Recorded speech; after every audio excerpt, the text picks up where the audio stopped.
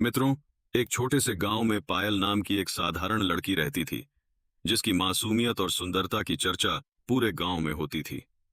20 साल की पायल अपने माता पिता के साथ रहती थी और बेहद सीधी सादी थी। गांव के पास एक घना जंगल था, जिसे लोग भूतिया जंगल कहते थे। उस जंगल के बारे में गांव में कई डरावनी कहानियां प्रचलित थीं। लोगों का मानना था कि वहां अजीब घटनाएं होती हैं, जिस कारण कोई भी वहां जाने की हिम्मत नहीं करता था। पायल को बचपन से ही जंगलों में जाने का बहुत शौक था। वह अक्सर गांव के किनारे बैठकर जंगल को निहारा करती और सोचती, आखिर ऐसा क्या है जो इस जगह को इतना डरावना बनाता है। उसकी यह जिज्ञासा समय के साथ बढ़ती गई। एक दिन उसने फैसला किया कि वह खुद इस रहस्य का पता लगाएगी। अपने विचार उसने किसी से साझा नहीं किया। अगले दिन सुबह सूरज निकलते ही पायल ने अपने झोले में पानी की बोतल, थोड़ा सा खाने का सामान और एक टॉर्च रखी। फिर उसने जंगल की ओर कदम बढ़ा दिए। जैसे ही वह जंगल के किनारे पहुंची, उसने गहरी सांस ली और अपने कदम अंदर रख दिए। जंगल का दृश्य अद्भुत था। ऊंचे ऊंचे पेड़, पक्षियों की मीठी चहचहाहट और ठंडी हवा मानो स्वागत कर रही हो। पायल को महसूस हुआ कि शायद लोगों ने जंगल के बारे में जो भी कहानियां बनाई थीं, वे सब गलत थीं। वह जंगल में धीरे धीरे आगे बढ़ती रही और देखते ही देखते आधा घंटा बीत गया। अचानक पायल को एहसास हुआ कि कोई उसे घूर रहा है। उसने रुककर चारों ओर नजर दौड़ाई, लेकिन कुछ भी नजर नहीं आया। उसने सोचा कि शायद यह उसका भ्रम है और आगे बढ़ गई। लेकिन थोड़ी दूर चलने के बाद उसके पीछे से सूखे पत्तों के चरमराने की आवाज आई।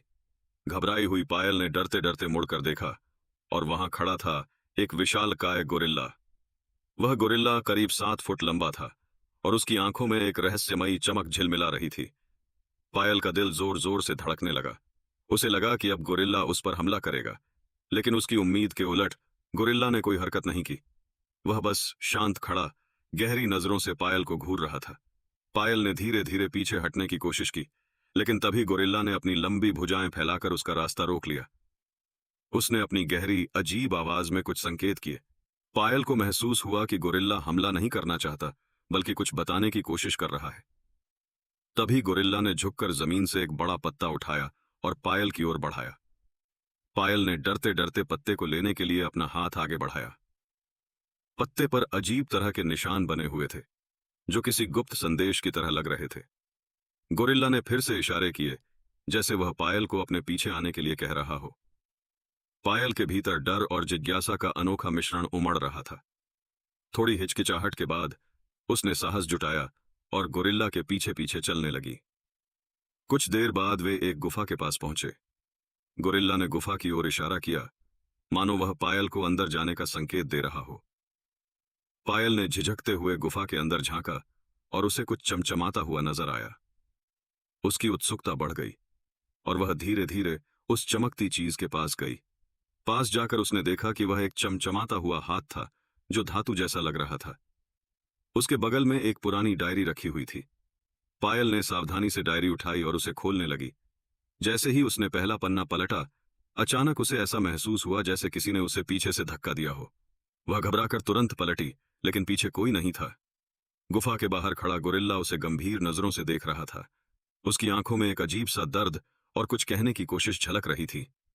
पायल ने ध्यान फिर डायरी पर केंद्रित किया। उसमें लिखी बातें बेहद रहस्यमयी थीं। डायरी में बताया गया था कि वह गोरिल्ला कभी एक इंसान था, लेकिन एक प्राचीन श्राप के कारण उसका रूप बदलकर गोरिल्ला बन गया। श्राप को तोड़ने के लिए गोरिल्ला को एक निर्दोष व्यक्ति की सहायता चाहिए थी, जो निस्वार्थ भाव से उसकी मदद करे। यह सब पढ़कर पायल हतप्रभ रह गई। उसे समझ नहीं आ रहा था कि वह क्या करे। उसने गोरिल्ला की ओर देखा, जो अब भी चुपचाप खड़ा उसे देख रहा था। उसकी आंखों में दर्द और उम्मीद की झलक साफ दिखाई दे रही थी, जैसे वह पायल से सहायता की विनती कर रहा हो। पायल ने सोचा कि अगर यह गोरिल्ला सच में कभी इंसान था, तो उसकी मदद करना उसका कर्तव्य है। उसने हिम्मत जुटाई और डायरी के अगले पन्ने पलटे। वहां श्राप तोड़ने का तरीका लिखा था, लेकिन निर्देश बेहद रहस्यमयी और अस्पष्ट थे। उसमें एक गूढ़ मंत्र और एक खास दिन का जिक्र था। पायल को कुछ समझ नहीं आ रहा था, लेकिन गोरिल्ला ने फिर से इशारे किए और उसे जंगल के और भीतर ले जाने लगा। जंगल के रास्ते में पायल ने महसूस किया कि गोरिल्ला बार बार चौकन्ना होकर इधर उधर देख रहा है, जैसे उसे किसी खतरे का डर हो। वह कभी तेज चलने लगता, तो कभी रुककर ध्यान से चारों ओर देखता। पायल का दिल बेचैन था, लेकिन उसने हिम्मत नहीं हारी और उसके साथ चलती रही। कुछ समय बाद वे एक छोटी सी झील के पास पहुंचे। झील का पानी बेहद शांत और रहस्यमय लग रहा था। गोरिल्ला ने इशारे से पायल को झील के पानी में झांकने के लिए कहा। पायल ने जैसे ही झील में झांका, उसे अपना प्रतिबिंब अजीब सा नजर आया। ऐसा लगा जैसे झील के भीतर से कोई अदृश्य शक्ति उसे अपनी ओर खींच रही हो। घबराई हुई पायल तुरंत पीछे हटने लगी, लेकिन गोरिल्ला ने उसका हाथ थाम लिया। उसने शांत संकेतों से पायल को समझाया कि डरने की कोई जरूरत नहीं है। तभी झील के शांत पानी से एक गहरी और रहस्यमय आवाज गूंजी, जो पूरी जगह में गूंजने लगी। वह आवाज बोली, यदि तुम इस गोरिल्ला की मदद करना चाहती हो, तो तुम्हें अपनी सबसे कीमती चीज का त्याग करना होगा। पायल यह सुनकर ठिठक गई। उसके मन में हलचल मच गई। उसने गोरिल्ला की ओर देखा, जो बेचैनी से झील की ओर देख रहा था। उसकी आंखों में दर्द और उम्मीद का अनोखा मिश्रण साफ झलक रहा था, जैसे वह पायल से किसी अदृश्य मदद की गुहार कर रहा हो। पायल के मन में सवालों की बाढ़ आ गई। क्या यह गोरिल्ला सच में निर्दोष है? क्या इसकी मदद करना सही होगा, या इससे किसी बड़े खतरे का सामना करना पड़ेगा? झील की आवाज ने फिर से गूंजते हुए कहा, तुम्हारे पास ज्यादा समय नहीं है, फैसला करो। पायल की सांसें तेज हो गईं। झील की आवाज उसके भीतर गहरे डर और उलझन का संचार कर रही थी। उसके सामने दो स्पष्ट रास्ते थे। पहला, गोरिल्ला की मदद करना और इस रहस्य का हिस्सा बन जाना। दूसरा, अपनी सुरक्षा को प्राथमिकता देकर यहां से लौट जाना। उसकी नजरें गोरिल्ला पर टिकी थीं, जो अब भी दर्द और उम्मीद भरी नजरों से उसे देख रहा था।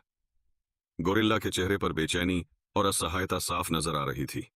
पायल के भीतर सवालों का तूफान चल रहा था, लेकिन उसके पास फैसला करने के लिए ज्यादा वक्त नहीं था। उसने एक गहरी सांस ली और उसकी आंखों में दुविधा और साहस का अजीब सा मिश्रण दिखाई देने लगा। अब उसे तय करना था कि वह कौन सा रास्ता चुनेगी।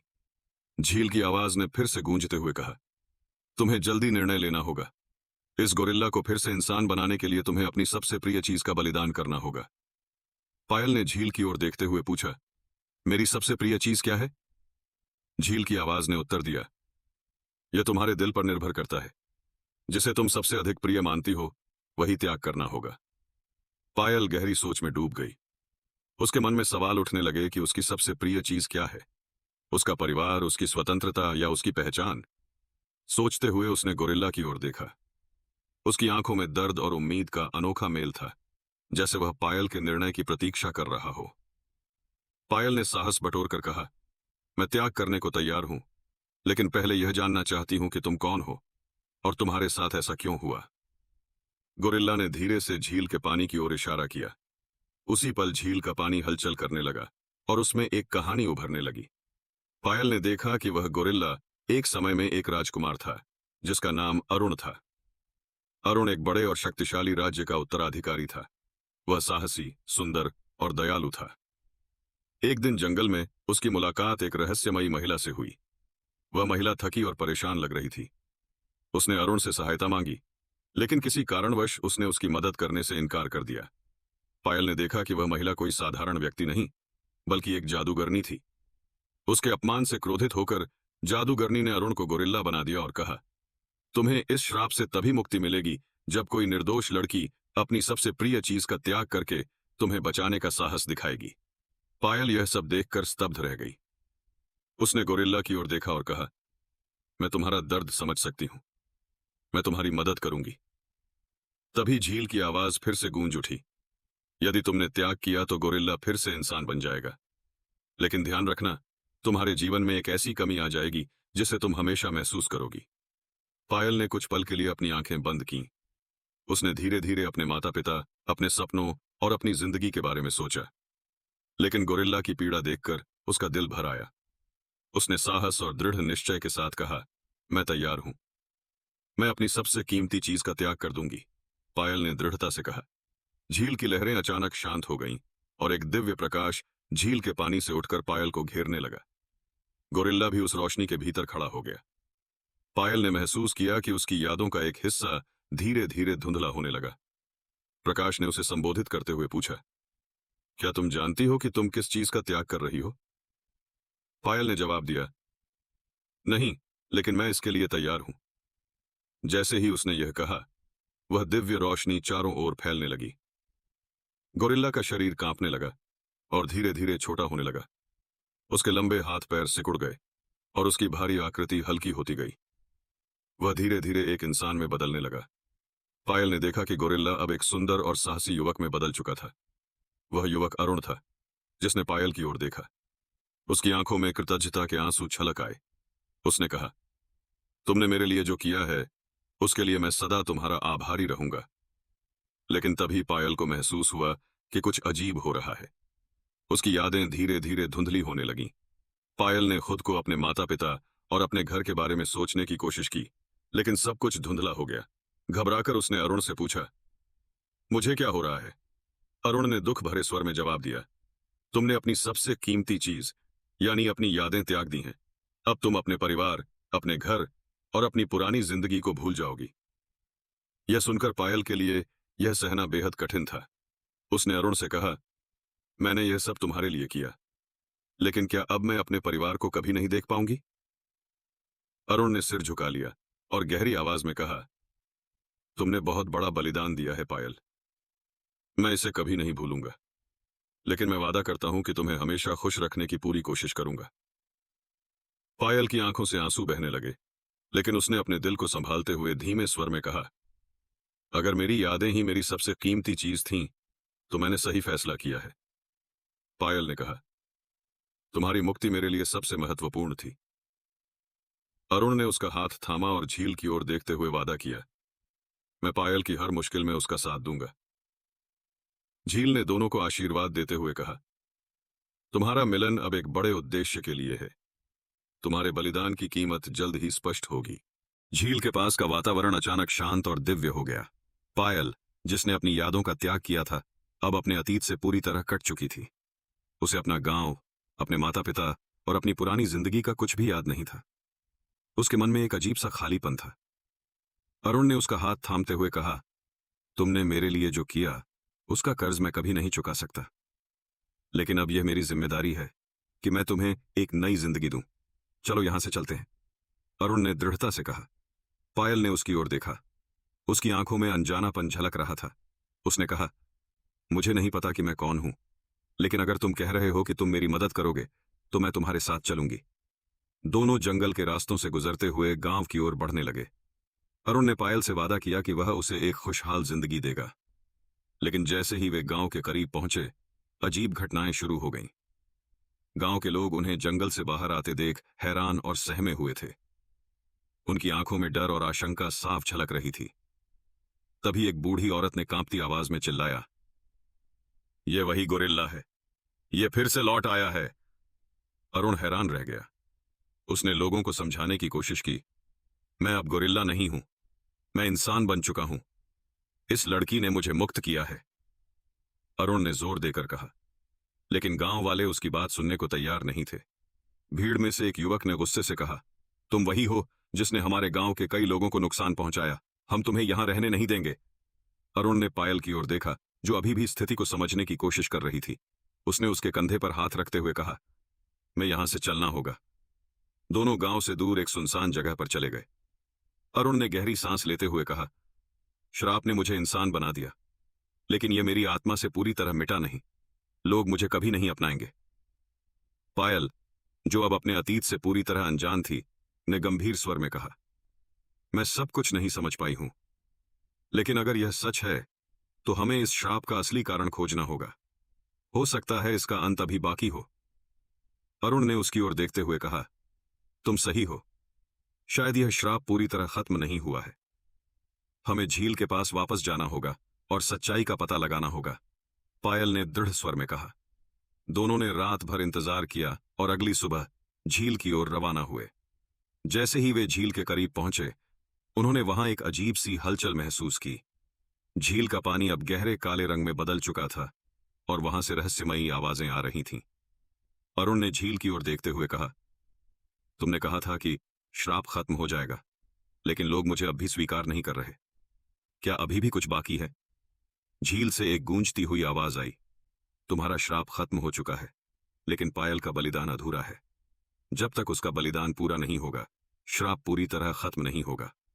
पायल ने चौंक कर पूछा, मेरा बलिदान अधूरा? मैंने तो अपनी यादों का त्याग कर दिया है। अब और क्या बाकी है? झील की गूंजती आवाज ने उत्तर दिया। तुमने अपनी यादों का त्याग किया, लेकिन यह बलिदान केवल तुम्हारे अतीत को छूता है। इस श्राप को पूरी तरह खत्म करने के लिए तुम्हें अपनी आत्मा की गहराई से त्याग करना होगा। अरुण का चेहरा गुस्से और पीड़ा से भर गया। उसने झील की ओर चिल्लाकर कहा, यह अन्याय है। उसने पहले ही बहुत कुछ खो दिया है। मैं इसे सहन नहीं कर सकता, अरुण ने कसमसाते हुए कहा। लेकिन झील की शांत और स्थिर आवाज गूंजी, यह श्राप उसी त्याग से बंधा है। यदि वह यह त्याग नहीं करती तो तुम फिर से उसी गोरिल्ला के रूप में लौट जाओगे और इस बार तुम्हें कोई बचा नहीं सकेगा। पायल की आंखों में आंसू छलक आए। उसने धीमे स्वर में कहा, अगर यही सच है तो मैं त्याग के लिए तैयार हूं।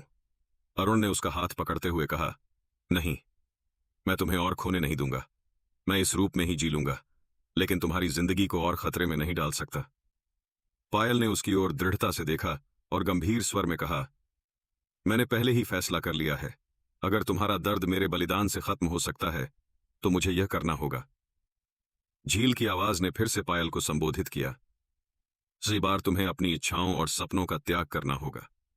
इसका मतलब यह है कि तुम्हारी जिंदगी से खुशी, प्रेम और सपने हमेशा के लिए दूर हो जाएंगे।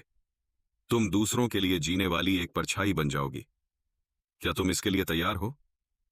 पायल ने बिना किसी झिझक के कहा, हां, मैं तैयार हूं। झील से अचानक एक तेज रोशनी उठी जिसने पायल को चारों ओर से घेर लिया। रोशनी इतनी तेज थी कि अरुण को अपनी आंखें ढकनी पड़ी। पायल के चेहरे पर दर्द साफ झलक रहा था और उसका शरीर कांपने लगा। अरुण ने रोते हुए और चिल्लाते हुए कहा, नहीं, इसे रोको। लेकिन झील की प्रक्रिया रुकने वाली नहीं थी। रोशनी बढ़ती रही और पायल का शरीर धीरे धीरे हल्का और कमजोर होता गया। जब रोशनी थमी तो पायल जमीन पर गिर पड़ी। अरुण ने तुरंत उसे संभाला और घबराई हुई आवाज में कहा, पायल, तुम ठीक हो? पायल ने उसकी ओर देखा, लेकिन उसकी आंखों में कोई भावना नहीं थी। उसने धीमी आवाज में कहा, अब मैं सिर्फ तुम्हारे लिए हूं। मेरी जिंदगी का एकमात्र उद्देश्य तुम्हारा साथ देना है। अरुण समझ गया कि पायल ने अपनी हर इच्छा, हर सपना और अपनी पूरी पहचान को त्याग दिया है। यह सोचकर उसका दिल अंदर से टूट चुका था। उसने पायल का हाथ थामते हुए कहा, मैं तुम्हारी इस कुर्बानी को कभी व्यर्थ नहीं जाने दूंगा। लेकिन वह ठहर गया। उसकी आंखों में अचानक सवाल उमड़ने लगे। उसने गंभीर स्वर में कहा, क्या झील ने हमें सच में सारा सच बताया है, या इस कहानी में अभी भी कोई बड़ा रहस्य छिपा हुआ है? पायल का चेहरा शांत था, लेकिन उसकी आंखों में किसी भी तरह की भावना का नामो निशान नहीं था। वह अरुण के पास खड़ी थी, मगर ऐसा लग रहा था जैसे वह अब एक जीवित इंसान नहीं बल्कि एक खाली खोल बन चुकी हो। अरुण ने उसे देखते हुए कहा, पायल, मैंने तुम्हारे लिए ऐसा कभी नहीं चाहा था। यह सब मेरी वजह से हुआ है। मैं तुम्हें इस हालत में नहीं देख सकता। पायल ने धीमे स्वर में कहा, अब मेरी कोई इच्छा नहीं है, कोई सपना नहीं है। मेरी जिंदगी का मकसद केवल तुम्हारी मदद करना है। अरुण का दिल मानो 1000 टुकड़ों में बंट गया। उसने झील की ओर देखते हुए चिल्लाकर कहा, क्या यही तुम्हारा न्याय है? मैंने जो गलती की थी उसकी सजा मुझे मिली, लेकिन इस लड़की ने सिर्फ भलाई का काम किया। उसे इस तरह क्यों भुगतना पड़ रहा है? झील की आवाज फिर से गूंजी, शांत लेकिन गहरी। अरुण, यह श्राप तुम्हारी गलती का परिणाम था, लेकिन पायल ने अपनी मर्जी से इस बलिदान को चुना है। हर श्राप की जड़ केवल सतही नहीं होती, यह किसी के कर्मों की गहराई में छिपी होती है। अरुण ने झील की ओर देखते हुए पूछा, क्या इसका मतलब है कि इस श्राप के पीछे अब भी कोई सच छिपा हुआ है? झील की आवाज गंभीर हो गई, अगर तुम इस श्राप की असली जड़ तक पहुंचना चाहते हो तो तुम्हें अपने अतीत की ओर लौटना होगा। अरुण ने सवाल किया, मेरे अतीत में ऐसा क्या है जिसे मैंने जानने से चूक गया? झील ने गंभीर स्वर में उत्तर दिया, तुम्हारा श्राप केवल जादूगरनी की नाराजगी का परिणाम नहीं था। इसके पीछे एक और गहरा रहस्य है। जादूगरनी ने तुम्हें गोरिल्ला इसलिए बनाया क्योंकि उसने तुम्हारे परिवार से एक पुराना हिसाब चुकता करने का फैसला किया था। अरुण चौंक गया और हैरान होकर बोला, पुराना हिसाब? यह कैसे संभव है? झील ने जवाब दिया, कई साल पहले तुम्हारे पूर्वजों ने जादूगरनी के गांव पर हमला किया था। उन्होंने उसके लोगों को नुकसान पहुंचाया और उसके परिवार को नष्ट कर दिया। जादूगरनी ने उस दिन कसम खाई थी कि वह तुम्हारे परिवार को इसकी सजा जरूर देगी। तुम्हारे पिता ने उसे रोकने की कोशिश की, लेकिन यह श्राप तुम्हारी किस्मत बन गया। अरुण को यह सुनकर बड़ा सदमा लगा। अब उसे यह समझ में आ गया कि यह सिर्फ उसकी गलती नहीं थी, बल्कि उसके पूर्वजों के कर्मों का भी परिणाम था। उसने झील से पूछा, अगर यह सच है तो मैं इस श्राप को पूरी तरह से कैसे खत्म कर सकता हूं? झील ने जवाब दिया, तुम्हें जादूगरनी को ढूंढना होगा और उससे माफी मांगनी होगी, लेकिन यह कोई आसान काम नहीं है। वह अभी भी इस जंगल के कहीं छिपी हुई है और उसकी खोज में जाना जानलेवा साबित हो सकता है। पायल, जो अब अपनी इच्छाओं और सपनों से मुक्त हो चुकी थी, बोली, मैं तुम्हारे साथ चलूंगी। जादूगरनी तक पहुंचने में तुम्हारी मदद मुझे करनी होगी। अरुण ने उसे रोकने की कोशिश की। नहीं पायल, यह बहुत खतरनाक है। लेकिन पायल ने दृढ़ता से कहा, अब मेरी जिंदगी का एकमात्र उद्देश्य तुम्हारी मदद करना है। मुझे रोकने की कोशिश मत करो। दोनों ने झील से विदा ली और जादूगरनी की तलाश में गहरे जंगल की ओर बढ़ने लगे। जंगल अब और भी अधिक अंधेरे और भयावह हो गया था। जगह जगह से जंगली जानवरों की डरावनी आवाजें सुनाई दे रही थीं, लेकिन दोनों ने अपने कदम नहीं रोके। कुछ समय बाद उन्हें एक पुरानी जीर्ण शीर्ण झोपड़ी दिखी, जिसके अंदर से धुआं निकल रहा था और चारों ओर काले रंग की लताएं फैल रही थीं। अरुण ने पायल की ओर देखा और कहा, यह वही जगह हो सकती है। वे दोनों झोपड़ी के पास पहुंचे और दरवाजे को खटखटाया। अंदर से एक कर्कश आवाज आई, कौन है? क्या तुम नहीं जानते कि इस जगह पर आना मना है? अरुण ने दरवाजे के पास खड़े होकर कहा, मैं अरुण हूं। मैं माफी मांगने आया हूं। मेरे परिवार ने जो किया उसके लिए मैं लज्जित हूं। कृपया मेरा श्राप समाप्त कर दो।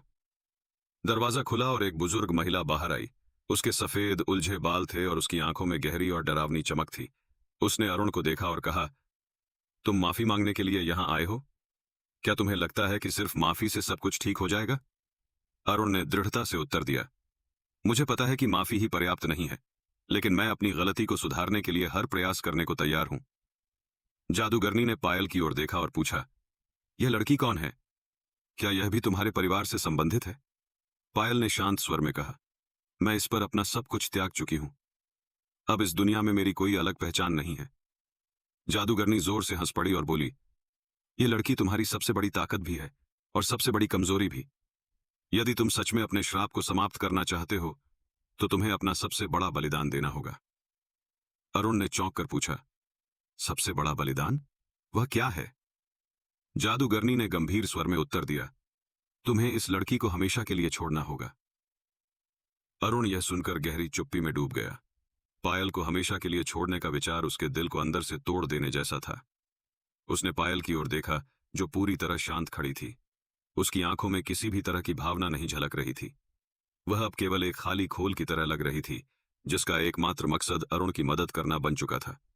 अरुण ने एक लंबी सांस ली और दृढ़ स्वर में जादूगरनी से कहा, तुम्हारा यह प्रस्ताव मेरे लिए असंभव है।